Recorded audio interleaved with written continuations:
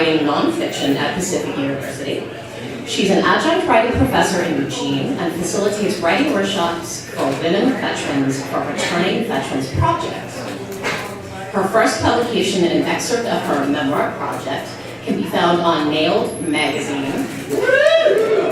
and an audio excerpt of her project can be found at thepoetryloft.org. This is her second time reading for Burnt Tongue, and she loves you guys so much, she brought peanut butter.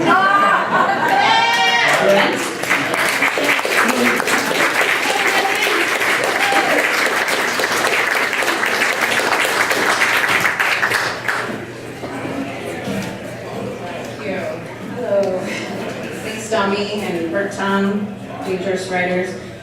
Tom, I remember opening his book and reading I Loved You More shortly after it came out, and I can say it's one of the books, it's among one of the books or short stories or essays that I can count on one hand that really opened something up for me as a writer and gave me kind of confidence to go out and reach higher, so thank you.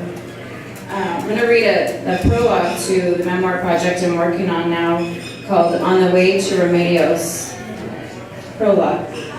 It was near midnight when my father and I sat on a black iron bench in the center of Remedios, watching young teenage girls in pairs and in threes parade arm in arm around the town circle. Most of them wore tight, colorful clothing and shoes with chunky high heels and took wobbly short steps. My father took a puff on his Cuban cigar. He was feeling better now that he'd taken a walk in some fresh air after our meal at the Remedios Hotel. Why do you suppose they do that, walk like that, holding hands or arms? The girls, I said. I guess it gives them confidence with the boys, that and they help each other walk without falling over. The young boys walked in the opposite direction from the girls, passing with sidelong glances. Occasionally, a pretty girl and a handsome boy would pair off and sit down on a nearby empty bench, leaning in toward the other and disclosing all the little things they practiced telling someone. Loud Cuban music played from a nearby open doorway. The leftover New Year floats, recycled from previous years and built from old wood, and thousands of colored light bulbs still hovered around the circle, 3 floats in all, and were almost as tall as the surrounding buildings, several stories high.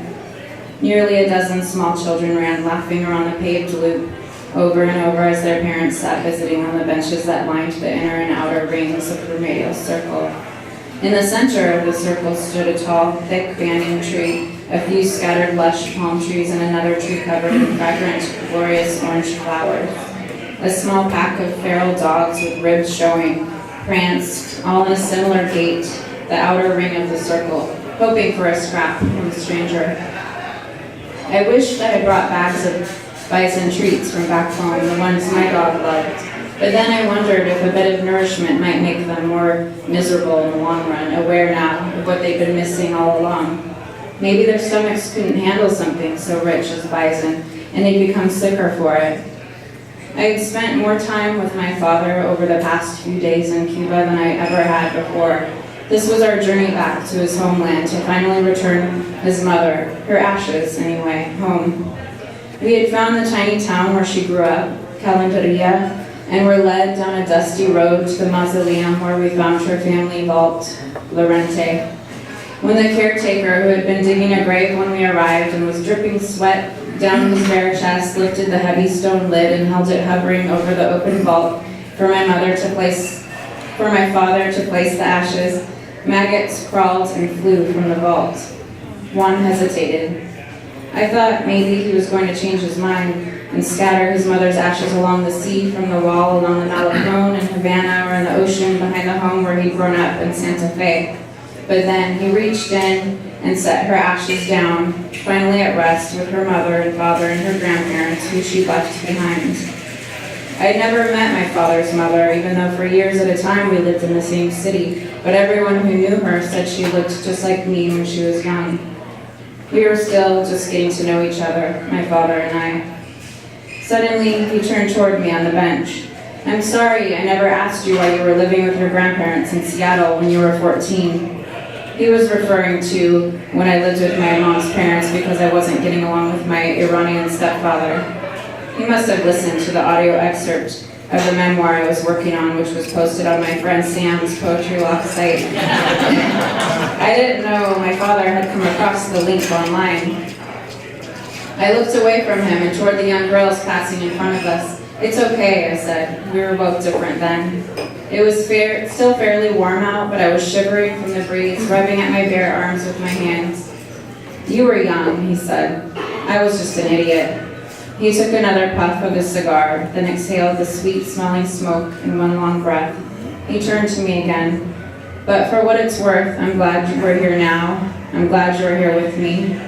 He still had a Cuban accent, even though he lived in the States more than 50 years since the Cold War had ended.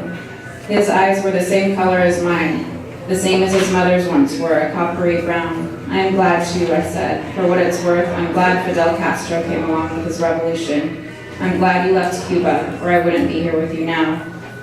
Am I hearing a timbre? Okay. This was the first time my father had actually acknowledged the past out loud to me, the past concerning the two of us. This was the first time he had apologized for his absence in some small way, and we were sitting in a town in a circle called Remedios. And I felt a healing happen there. I felt closer to my father, who had prostate cancer that moved into his bones, and I felt closer to my grandmother too, who I'd never met, but who looked like me. We were leaving to the States in a few days, but neither my father nor I could wait to come back. I'd been traveling with him and his other children, my two older half-siblings whom I hadn't met until this trip, and their families. I had been traveling with a pronounced slouch I had noticed in the pictures so far, my shoulders hunched over my rib cage, over my heart. For the rest of the trip, I vowed I would allow my shoulders to lift and drop back, for my heart and belly to be exposed, and I vowed to take it all in. Thank you.